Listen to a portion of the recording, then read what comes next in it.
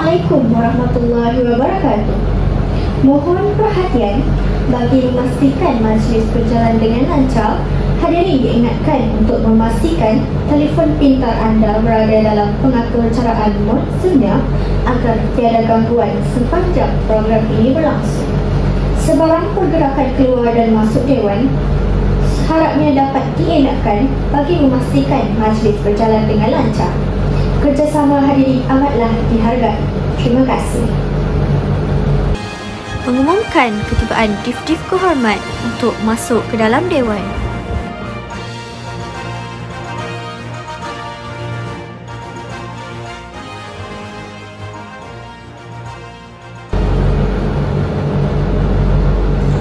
Hadirin sekalian, mencari timba si anak dara di bawah sarang burung tempur.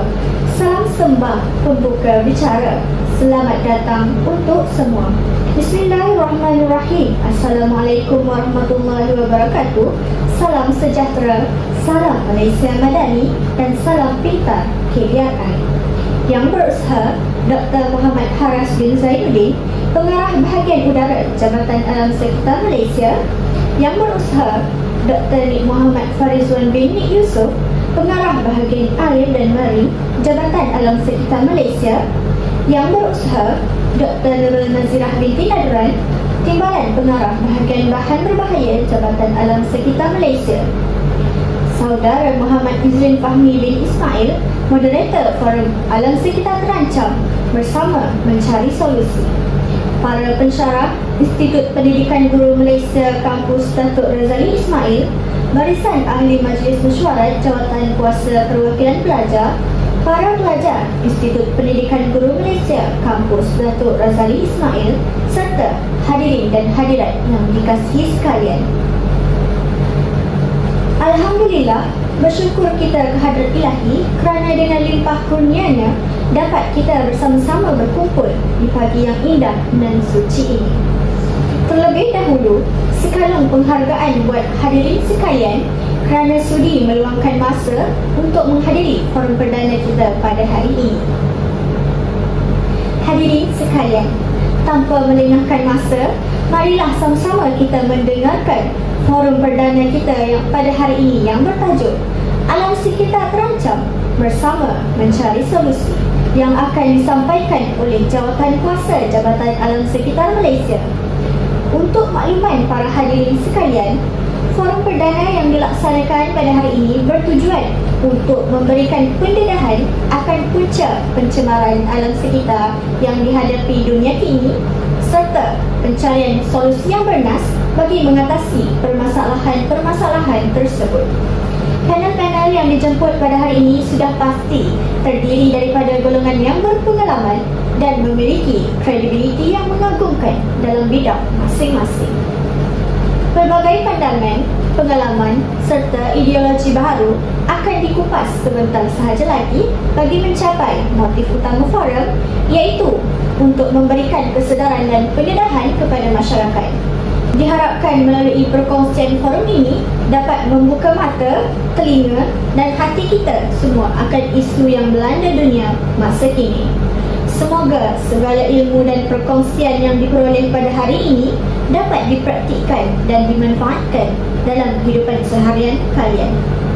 Tanpa melengahkan masa lagi, saya selaku pengacara majlis dengan ini menyerahkan majlis ini kepada Saudara Muhammad Izrin Fahmi bin Ismail selaku moderator yang sudah pasti petah berkata-kata untuk memulakan forum perdana ini. Oleh itu, marilah sama-sama kita mendengarkan forum yang akan dibawakan khas ini agar ilmu yang bakal disampaikan dapat kita teliti dan manfaatkannya bersama. Majlis dengan penuh takzimnya mempersilakan. Terima kasih diucapkan kepada yang berusaha pengerusi majlis atas kata aduan yang penuh semangat sebentar tadi. Saya amat menghargai penghormatan yang diberikan untuk mengendalikan forum ini. Tanpa melengahkan masa, marilah kita bersama-sama menghayati forum ini dengan penuh perhatian. Badan kekar, umurnya tua, bawa pacul untuk bertani. Apa khabar hadirin semua? Selamat datang di acara ini. Bismillahirrahmanirrahim. Assalamualaikum warahmatullahi wabarakatuh. Salam Malaysia Madani. salam LPG peneraju kecemerlangan pendidikan guru bertaraf dunia dan salam pintar PDRI. Yang berusaha, panel-panel jemputan kita pada hari ini dan para hadirin yang dikasihi sekalian. Selamat datang ke forum kita pada hari ini yang bertajuk Alam Sekitar Terancam Bersama Mencari Solusi. Forum ini bertujuan untuk membincangkan punca pencemaran udara, tanah dan air yang semakin membimbangkan serta langkah-langkah yang boleh diambil untuk menanganinya. Baiklah, sebelum kita masuk ke sesi diskusi kita, izinkan saya memperkenalkan para panel jemputan kita pada hari ini. Beliau merupakan seorang pakar dalam bidang kawalan pencemaran udara dan telah berkhidmat dalam Jabatan Alam Sekitar selama lebih dari 35 tahun.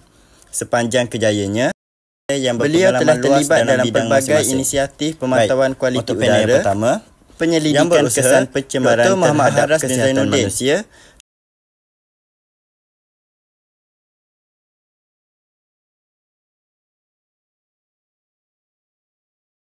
serta dasar pengawalan pelepasan gas dari sektor industri dan kenderaan bermotor. Beliau juga aktif dalam memberi kesedaran kepada masyarakat mengenai serta perlindungan ekosistem marin. Dengan pengalaman lebih dari 43 tahun, beliau telah terlibat secara langsung dalam yang berusaha, Dr. Nik Muhammad Farizwan bin Yusuf, pengarah bahagian air dan marin, Jabatan Alam Sekitar Malaysia. Beliau merupakan seorang yang sangat berpengalaman dalam isu pencemaran sumber air,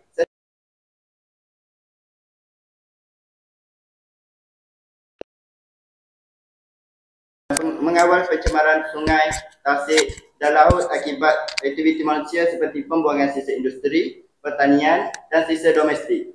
Selain itu, beliau turut berperanan dalam mengukuhkan undang-undang berkaitan pelepasan sisa industri ke dalam sumber air, serta memperkenalkan teknologi rawatan air baharu bagi menangani masalah pencemaran. Baiklah, seterusnya, panel terakhir kita yang berusaha, Dr. Nurul Nazirah binti Nadrat, Timbalan Pengarah Bahagian Bahan Berbahaya, Jabatan Alam Sekitar. Beliau mempunyai kepakaran dalam pengurusan bahan kimia berbahaya, sisa toksik, serta pencemaran tanah yang berpunca daripada industri dan aktiviti haram.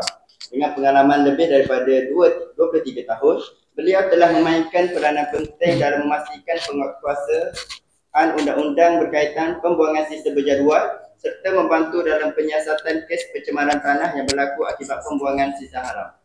Baik, sebelum kita mulakan sesi diskusi kita, izinkan saya bertanya khabar kepada para panel jemputan kita terlebih dahulu. Baik, apa khabar Dr. Haras? Khabar baik, Tuan Moderator. Alhamdulillah. Baik, bagaimana dengan Dr. Farizwan? Baik, Tuan Moderator. Seterusnya, apa khabar Dr. Nazirah? Alhamdulillah. Alhamdulillah, semua dalam keadaan sihat. Baiklah, untuk pusingan pertama, kita akan membincangkan cabaran utama dalam menangani pencemaran alam sekitar. Baiklah, soalan saya kepada panel pertama kita, umumnya kita ketahui pencemaran udara semakin serius dengan peningkatan asap kenderaan, pelepasan gas industri dan pembakaran terbuka.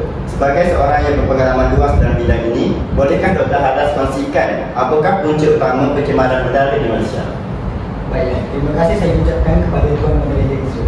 Punca utama pencemaran udara boleh dikategorikan kepada dua, iaitu semula jadi dan buatan manusia. Yang pertama, sumber semula jadi.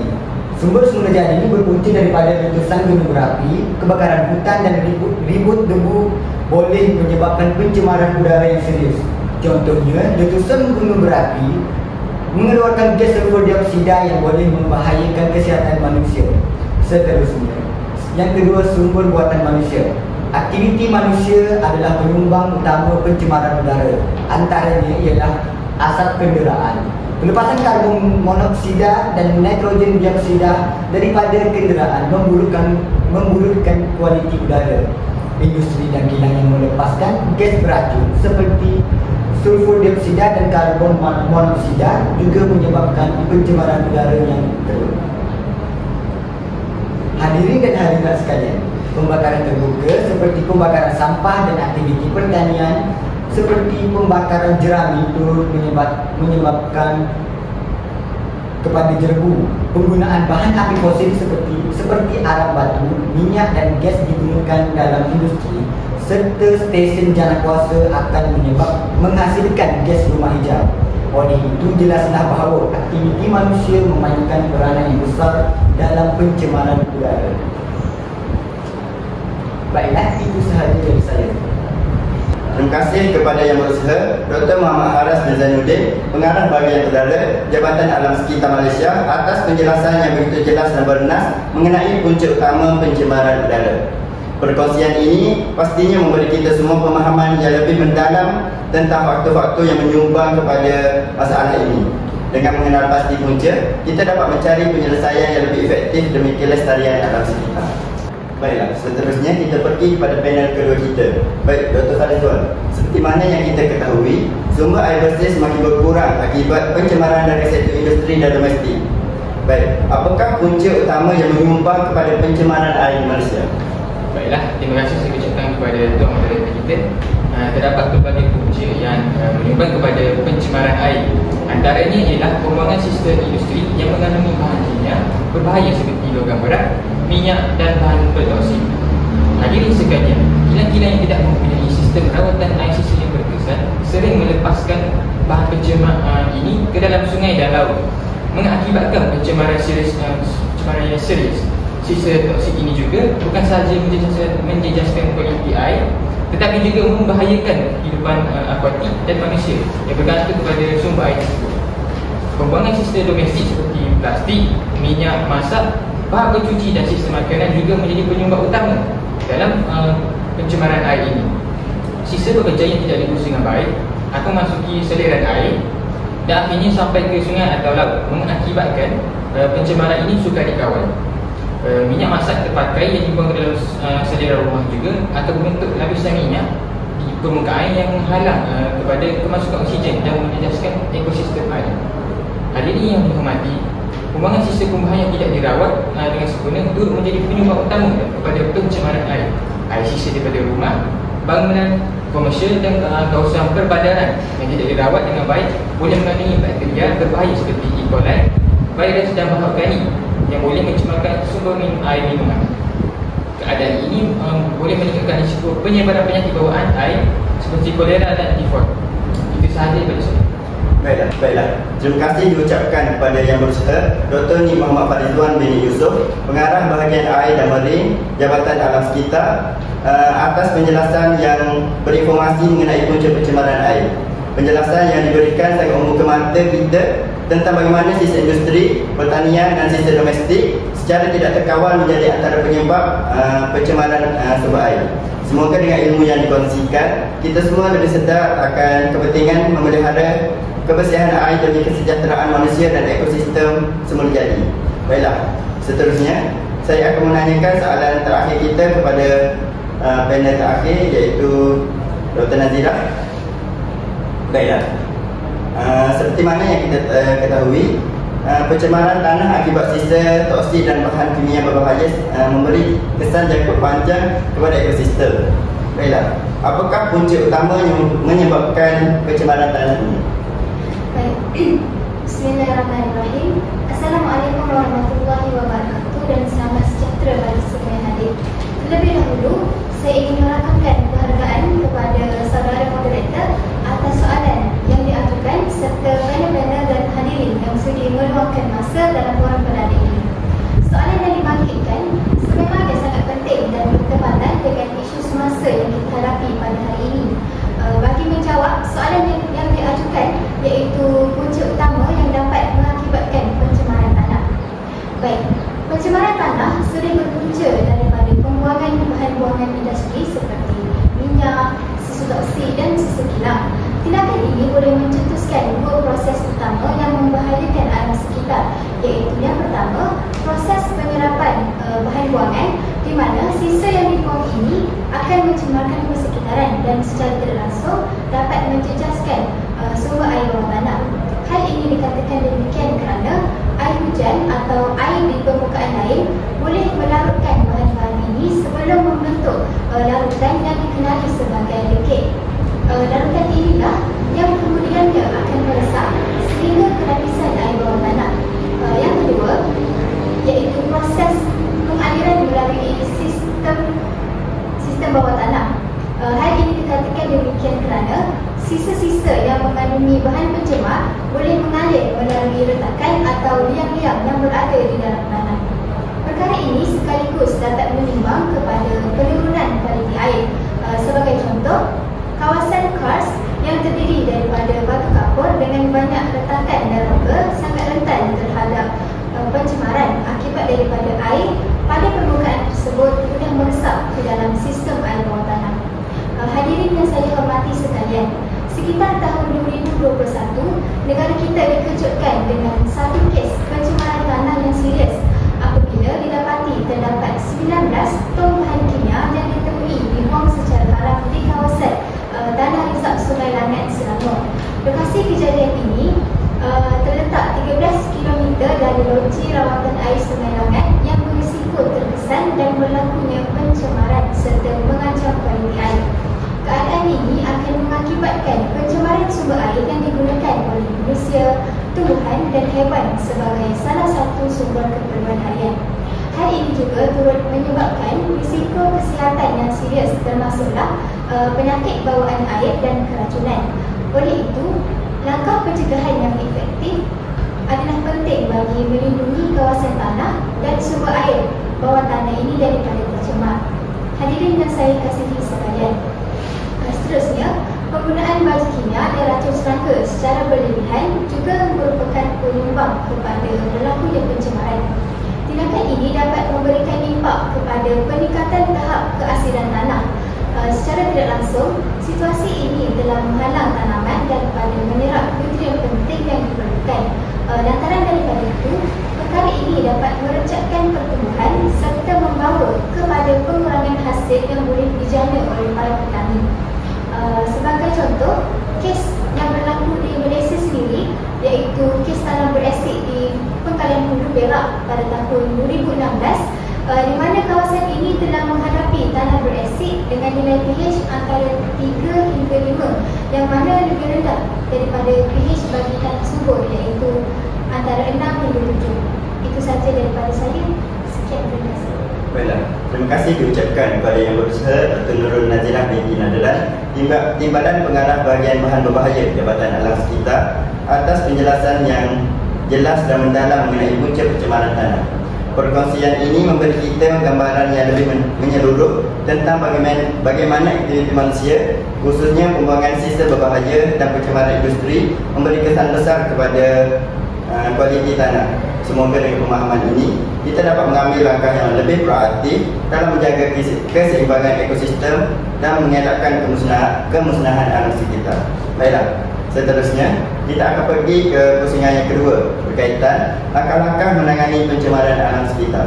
Baiklah, Dr. Harizwan, umumnya kita ketahui sumber air yang bersih dan selamat amat penting untuk kesejahteraan rakyat serta kelestarian alam sekitar. Namun, pencemaran air akibat sisa industri, pertanian dan pembuangan sampah yang tidak terkawal menjadi cabaran utama. Oleh itu, Dr. Harizwan, bolehkah anda menerangkan apakah usaha untuk memastikan sumber air negara terus bersih dan selamat untuk kegunaan rakyat?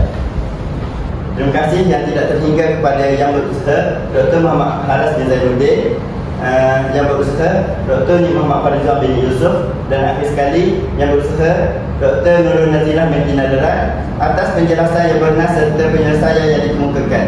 Jelaslah bahawa menjaga kelestarian alam sekitar bukan hanya tanggungjawab kerajaan dan pihak berkuasa, tetapi juga memerlukan sokongan dan kesedaran daripada seluruh masyarakat.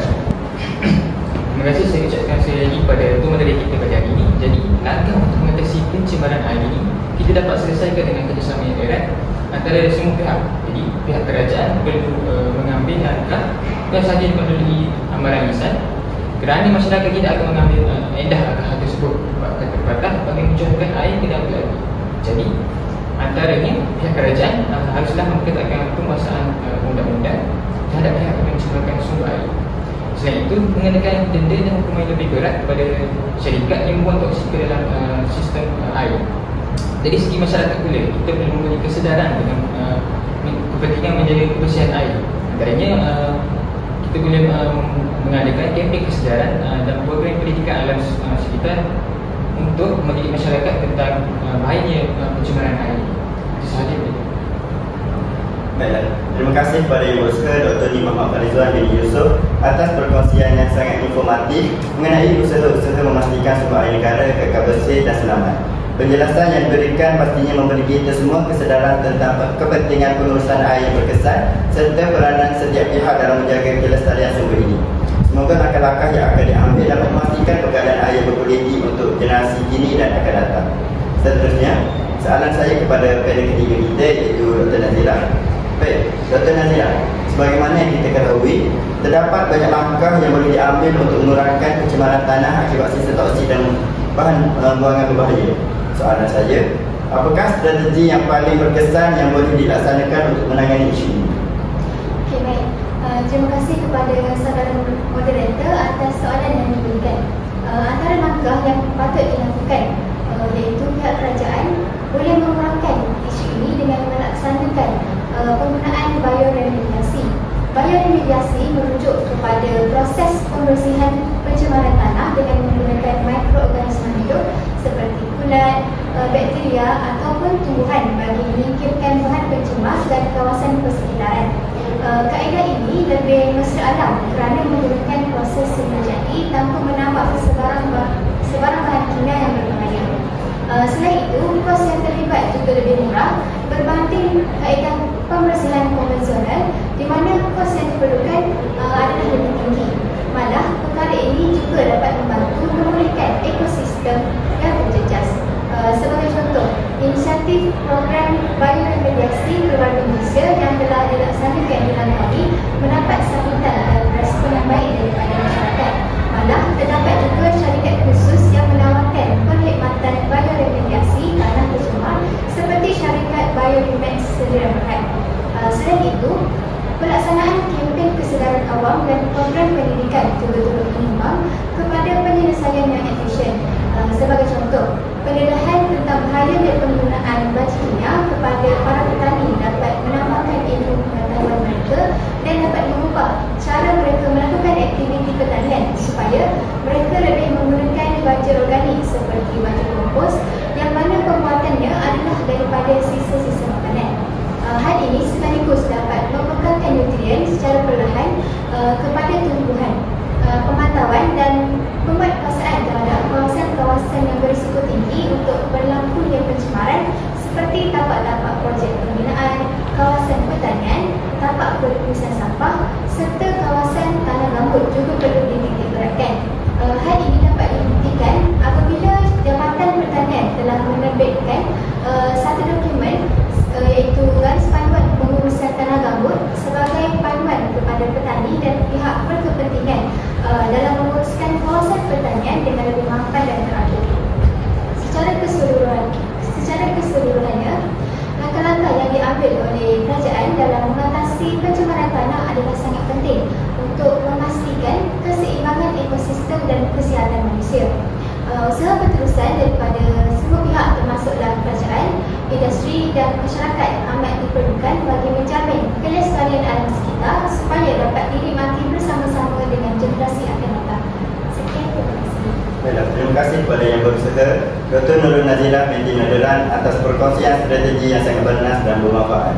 Penjelasan yang diberikan pastinya memberi kita semua panduan yang lebih jelas tentang langkah-langkah yang boleh diambil untuk mengurangkan pencemaran tanah akibat sisa toksik dan bahan buangan berbahaya. Semoga dengan usaha berterusan, kita dapat memastikan kelestarian alam sekitar untuk generasi yang akan datang. Baiklah, soalan terakhir saja kepada panel pertama. Tidak dapat dinafikan lagi bahawa pencemaran udara merupakan satu isu yang semakin membimbangkan, terutamanya dengan peningkatan pelepasan gas berbahaya dari sektor industri, kenderaan dan aktiviti pembakaran terbuka. Bagi menangani masalah ini, bolehkah Dr. Halas menerangkan apakah usaha-usaha yang dapat kita lakukan untuk mengatasi masalah ini? Baik, terima kasih sekali lagi saya ucapkan kepada Tuan Moderator. Sebenarnya banyak langkah yang boleh diambil bagi mengatasi masalah ini.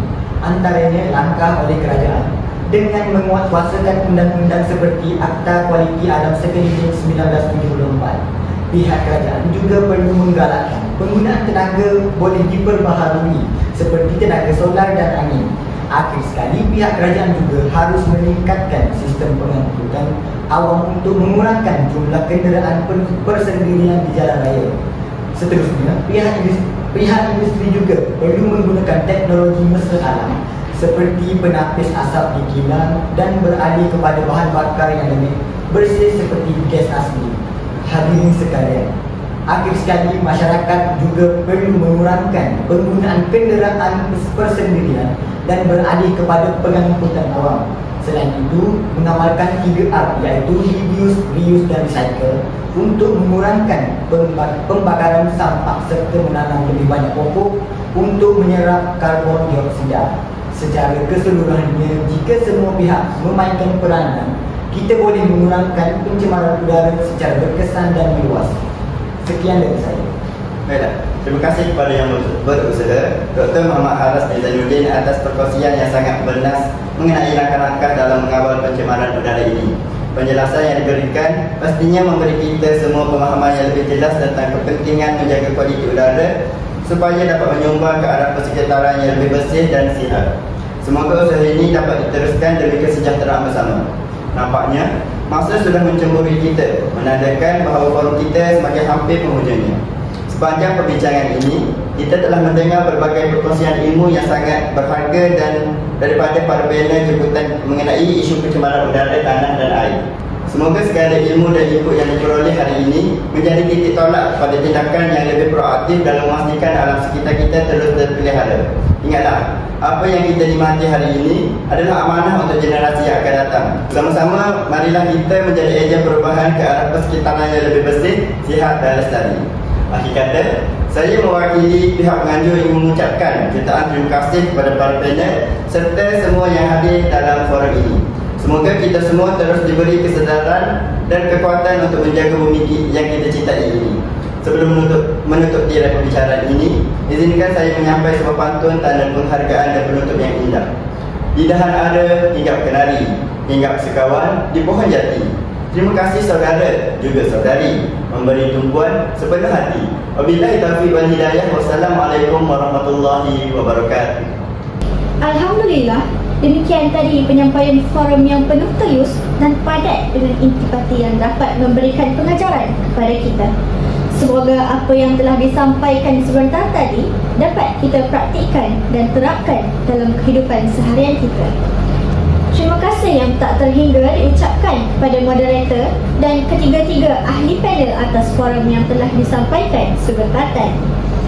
Merdu bertingkah alunan suara, kadang tak sedar tersilap kata. Andai terlanjur patah bicara, serendah hati kemaafan dipinta.